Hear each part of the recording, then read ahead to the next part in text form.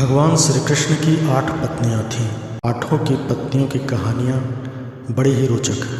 सभी का अपना व्यक्तित्व और महत्व रहा है। महाभारत और श्रीमद् भागवत के सभी की चर्चा विस्तार से मिलती है।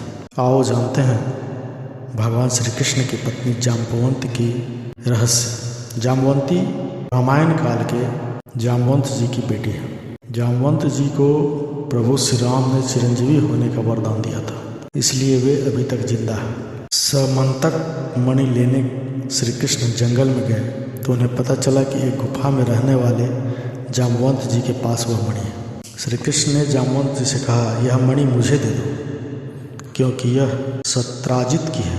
जाम्बवंत ने कहा, इसके लिए तुम्हें मुझसे युद्ध करना होगा। जाम्बवंत जी तो महाशक्तिशाली थे।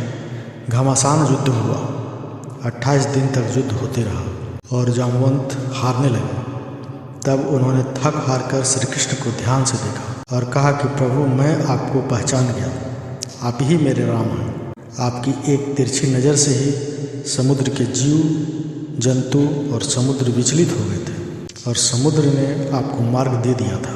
जाम्बवंत जी को आश्चर्य हुआ और उनकी आंखों से आंसू बह निकले। उन्हें इस बात का पश्चाताप हुआ कि मैं अपने आराध्य से लड़ा। उन्होंने तब श्री कृष्ण से कहा कि आपको मेरी बेटी से विवाह करना होगा। इस तरह जाम्बवंती श्री कृष्ण की पत्नी बनी। श्री कृष्ण अपनी सभी पत्नियों से समान रूप से प्रेम करते थे। रुक्मिणी श्री कृष्ण की प्रधान पटरानी थी।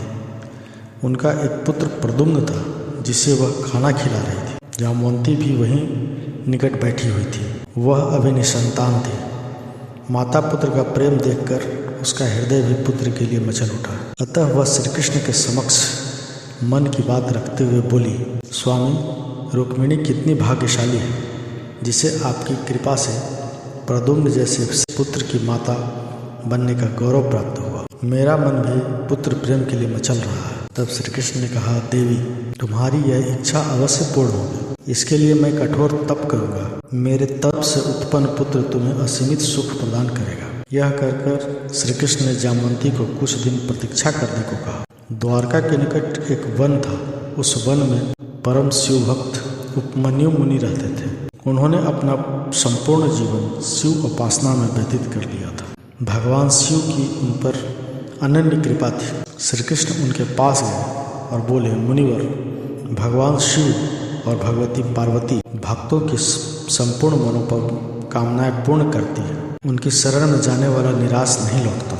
मैंने जाम्बवंती को एक तेजस्वी पुत्र प्रदान करने का वचन दिया है, परंतु इससे पूर्व मैं भगवान शिव और भगवती पार्वती की उपासना कर उनका आशीर्वाद प्राप्त करना चाहता हूँ। संसार में आपके समान शिव भक्त दूसरा कोई नहीं, इसलिए अपना शिष्य बनाकर मुझे शिव मंत्र और स्तोत्र की शिक्षा दें। उपमन्यु मुनि ने श्री कृष्ण को शिष्य बनाया। कठोर तप के बाद अंततः भगवान शिव प्रसन्न हुए और देवी पार्वती के साथ साक्षात प्रकट होकर श्री कृष्ण से वर मांगने को कहा। श्री कृष्ण ने उनसे वरदान में एक पुत्र प्रदान करने की प्रार्थना की। तब भगवान शिव ने उन्हें वरदान दिया, प्रत्येक रानी से उन्हें 10-10 पुत्र प्राप्त होंगे। तपस्या पूर्ण होने के बाद श्री कृष्ण द्वारका लौटा है। उनके तप के तेज से जाम्बवंती ने एक तेजस्वी पुत्र को जन्म दिया जो शाम्ब के नाम से प्रसिद्ध हुआ।